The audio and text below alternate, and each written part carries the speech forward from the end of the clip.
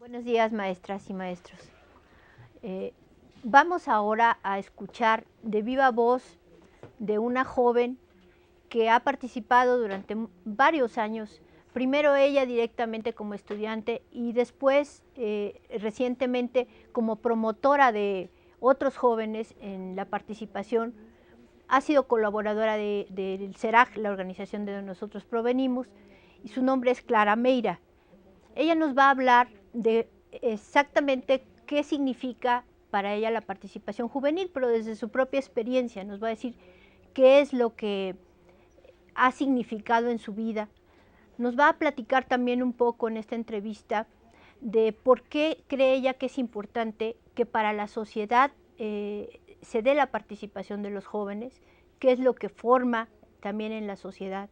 Nos va también a comentar cómo en este momento de la historia los jóvenes están tratando de abrir esos espacios de reconocimiento a su participación, ejercitando este derecho que tienen, y nos va a decir qué cosas motivan la participación de los jóvenes y por qué es importante que las tomemos en cuenta, por ejemplo, para impulsar los proyectos juveniles. Por último, también nos va a comentar qué tipo de capacidades desarrolla la participación juvenil en los jóvenes. Vamos a ver esta entrevista.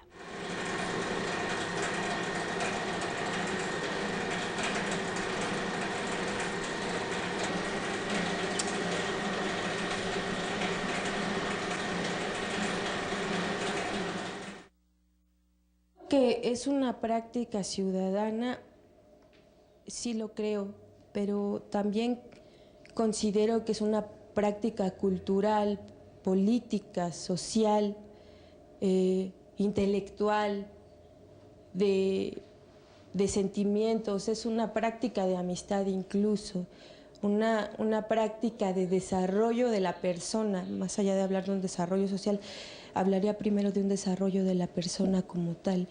La participación juvenil es una práctica que ayuda a reconocernos en todos los ámbitos de la vida de los seres humanos, en el caso muy específico de la juventud, ¿no?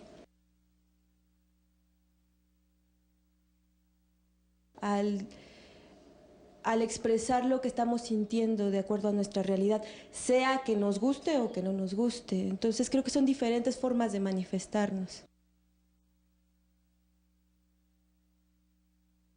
Para mí no es importante, es algo esencial, porque sin ello no podríamos ir calibrando, no podríamos ir midiendo cómo estamos viviendo socialmente. Históricamente los jóvenes hemos marcado muchas situaciones. Por ejemplo, nadie habla de un Villa joven, de un Zapata joven, de un Che Guevara joven. Nadie habla de una Sor Juana Inés de la Cruz joven. Sí lo hablan, pero regularmente es como lo último que mencionan. Y sin la participación juvenil no se podría entender cómo es que estamos percibiendo, cómo los seres humanos percibimos los cambios que puede haber en la sociedad.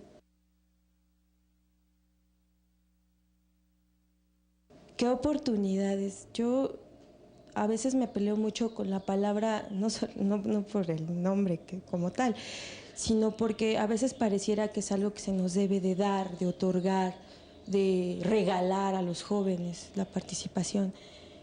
Yo pienso más en esos espacios que se han abierto socialmente y que aún todavía estamos tocando puertas. Regresando a la historia, muchos de los cambios sociales que se han dado han tenido que ver con inquietudes juveniles. Uno que más se marca y que se menciona es el movimiento del 68 en México, los 60s y los 70s.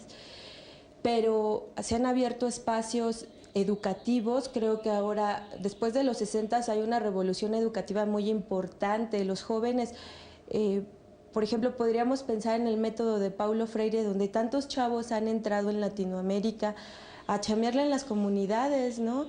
Podría pensar en los espacios que han abierto también organizaciones de adultos, porque también es cierto que hay adultos que piensan en la juventud como una gama infinita de posibilidades. Se han abierto espacios sociales muy importantes, pero todo esto no se hubiera abierto si nosotros como jóvenes no lo viniéramos exigiendo, no lo viniéramos ejerciendo en el día a día. ¿Qué nos motiva? Voy a hablar un poquito en primera persona, como porque también es un reflejo de lo que he vivido. A mí me motiva cuando veo que hay amistad, cuando veo que puedo ser sincera con el otro, con la otra, cuando veo que se me escucha, cuando siento que se me escucha. Me motiva saber que lo que estoy haciendo está incidiendo en mi realidad y está cambiando un poco las cosas. Me motiva ver a otros sonreír. Me motiva cuando estamos en las comunidades ver que de menos el escuchar al otro o a la otra está sirviendo de algo. Me motiva seguir soñando y que me den, más allá que me den la oportunidad, que la realidad me pueda hacer seguir soñando. Y también me motiva saber que no estoy sola, sino que hay otros en la lucha.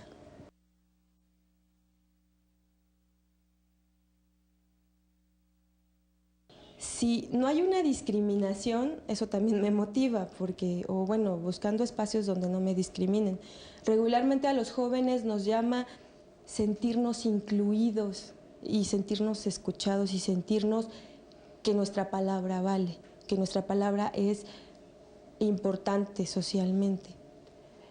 Y conectándolo con el asunto histórico, yo creo que sí hay diferencias, porque también son realidades muy diferentes. No podemos hablar de unos 60s donde apenas estaba surgiendo el rock and roll, donde acabábamos de salir de dos guerras muy importantes, estábamos empezando la Guerra Fría, a un mundo globalizado y lleno de problemáticas ambientales y lleno de individualismo como en el que ahora vivimos, ¿no?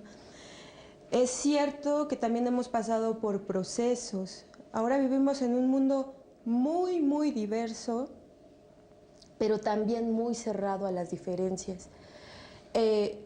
Las participaciones, claro que son diferentes, porque en los 60 reclamábamos el derecho al voto de las mujeres en varios países, reclamábamos mayor libertad en el ejercicio de nuestra sexualidad. Bueno, no reclamábamos, reclamaban mis antepasados, ¿no? Bueno, en este caso los abuelos y los papás, pero en este caso nosotros ahora reclamamos este respeto a las diferencias, este respeto a que se nos tome en cuenta en las diferentes decisiones que hay socialmente, a diferentes formas de educación también, porque pues no estamos muy de acuerdo en los sistemas educativos que vivimos ahora, en que también de alguna manera se nos dé mayor orientación vocacional, y atender a las diferentes problemáticas que existen, como el cambio climático. Me regreso, pero creo que es algo muy importante.